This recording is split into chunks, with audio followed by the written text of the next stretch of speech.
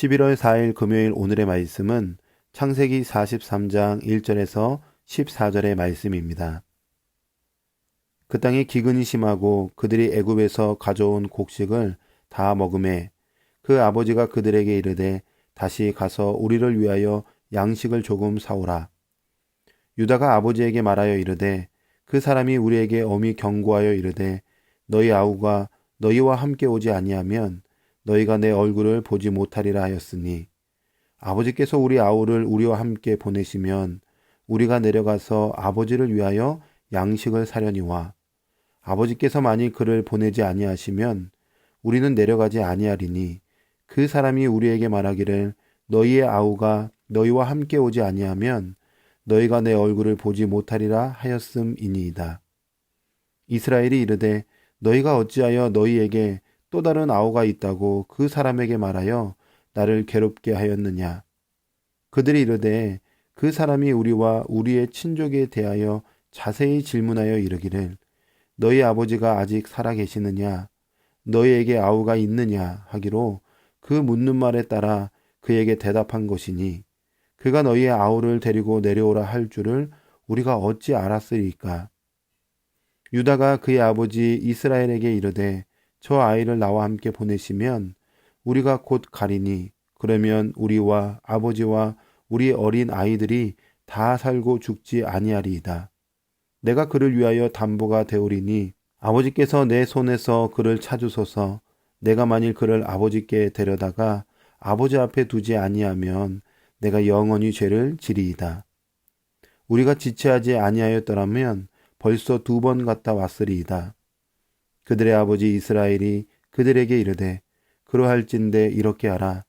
너희는 이 땅의 아름다운 소산을 그릇에 담아가지고 내려가서 그 사람에게 예물로 드릴지니 곧 유향 조금과 꿀 조금과 향품과 모략과 유향나무 열매와 감 복숭아이니라. 너희 손에 갑절의 돈을 가지고 너희 자루 아귀에 도로 넣어져 있던 그 돈을 다시 가지고 가라. 혹 잘못이 있었을까 두렵도다. 내 아우도 데리고 떠나 다시 그 사람에게로 가라. 전능하신 하나님께서 그 사람 앞에서 너희에게 은혜를 베푸사 그 사람으로 너희 다른 형제와 베냐민을 돌려보내게 하시기를 원하노라. 내가 자식을 잃게 되면 이르리로다. 아멘. 믿음의 성도 여러분, 인생을 살다 보면 관계를 맺게 되고 관계 안에는 때로는 여러 갈등의 문제가 찾아옵니다. 부부와의 관계든 부모와 자식과의 관계든 이웃과의 관계든 갈등이 찾아오죠. 이런 갈등의 문제가 우리 인생 가운데 찾아올 때에 하나님의 자녀들, 신자는 어떠한 방법으로 그 갈등의 문제를 해결해야 할까요? 오늘 본문의 말씀을 통해서 이 부분을 함께 생각하고 배우기를 원합니다. 지금 본문의 상황은 계속적인 기근이 임한 상황입니다. 애굽 땅뿐만 아니라 가나안 땅에도 기근이 계속되었죠. 이제 야곱의 아들들은 사온 곡식이 다 떨어졌기 때문에 바닥났기 때문에 다시 애굽으로 내려가서 곡식을 사야 하는 상황이 되었습니다. 문제는 다시 애굽으로 내려가려면 막내 베냐민을 데리고 가야 하는 문제가 있었던 거예요. 이게 왜 문제냐? 야곱은 막내 아들 베냐민을 보내고 싶지 않았습니다. 그런데 남은 아들들은 막내가 같이 가지 않으면 애굽으로 갈 수 없는 상황이기 때문에 데려가야 한다고 이야기하고 있는 상황이죠. 곡식은 떨어졌죠. 이도저도 못하는 상황이 생긴 것입니다. 그러니 지금 아버지 야곱과 또 아들들 안에는 갈등의 문제가 찾아온 것입니다. 이런 대화가 오고 가죠. 야곱은 왜 막내 아우가 있다고 얘기해서 자신을 괴롭게 하냐는 것입니다. 아들들이 괴롭게 하려고 해서 괴롭게 했나요? 요셉이 아버지 살아계시냐고 물었기 때문에 당연히 살아계신다고 했고, 아우가 있냐라고 얘기해서 아우가 있다라고 얘기했더니 그 아우를 데리고 오라고 한 것입니다. 얼마나 당황스럽습니까? 아버지와 이 아들들 간에 이 갈등이 생긴 것입니다. 근데 이 갈등은 본문은 어떻게 해결되고 있을까요? 답부터 드릴게요. 그것은 바로 이 갈등의 문제를 해결하려면 책임지는 사랑과 섭리에 대한 믿음이 있어야 하는 것입니다. 한 번 더요. 책임지는 사랑과 섭리에 대한 믿음이 갈등의 문제를 해결해 주는 것입니다. 자, 유다의 모습을 한번 보십시오.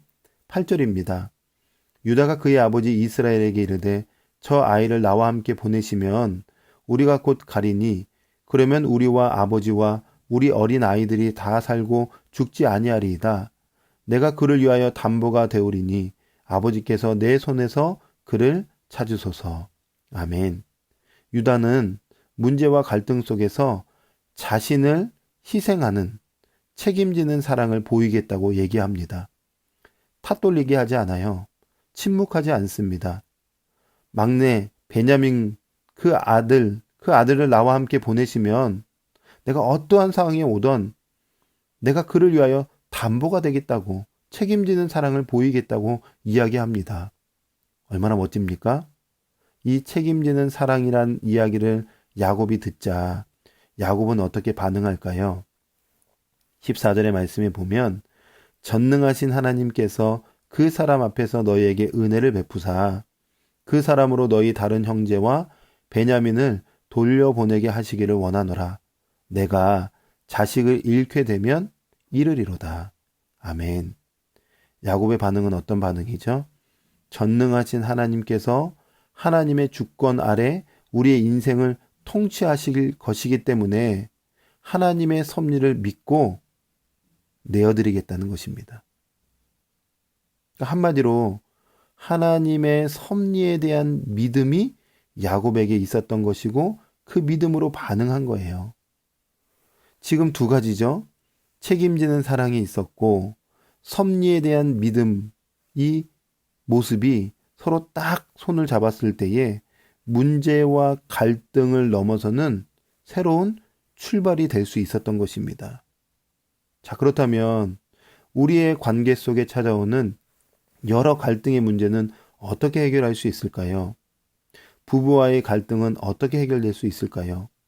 탓돌리게 하면 당연히 관계는 악화되고 깨집니다. 갈등의 골은 깊어집니다. 그러나 책임지는 사랑, 내가 죽어지겠습니다. 내가 희생하겠습니다. 나의 문제 때문입니다.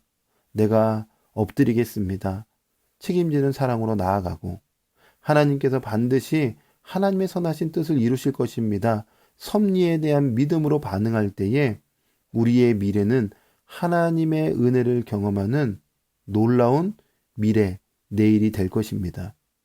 믿음의 성도 여러분, 이 두 가지를 다 보여주신 분이 계세요. 책임지는 사랑과 섭리에 대한 믿음을 다 보여주신 분이 계시죠. 예수님이세요.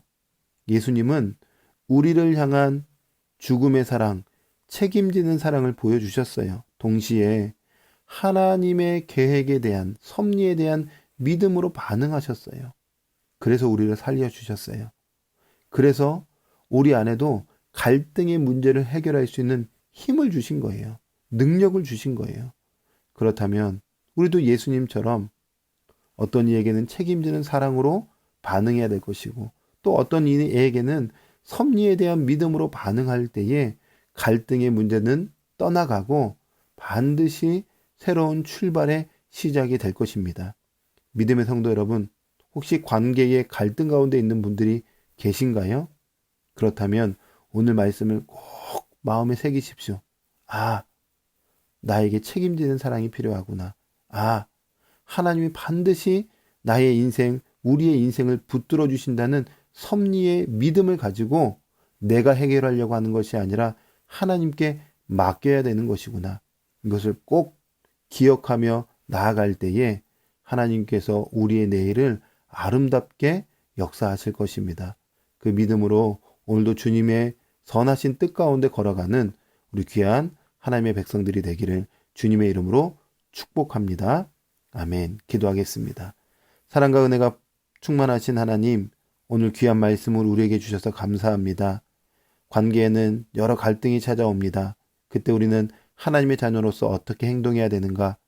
때로는 책임지는 사랑, 때로는 섭리에 대한 믿음으로 반응해야 되는데 그렇게 우리의 모습이 나타나게 하여 주시고 하나님께서 반드시 선한 길로 인도해 주신다는 그 믿음을 가지고 관계의 문제를 해결해 갈 수 있도록 은혜 베풀어 주시옵소서. 언제나 함께 하신 하나님께 감사드리며 예수님의 이름으로 기도합니다. 아멘.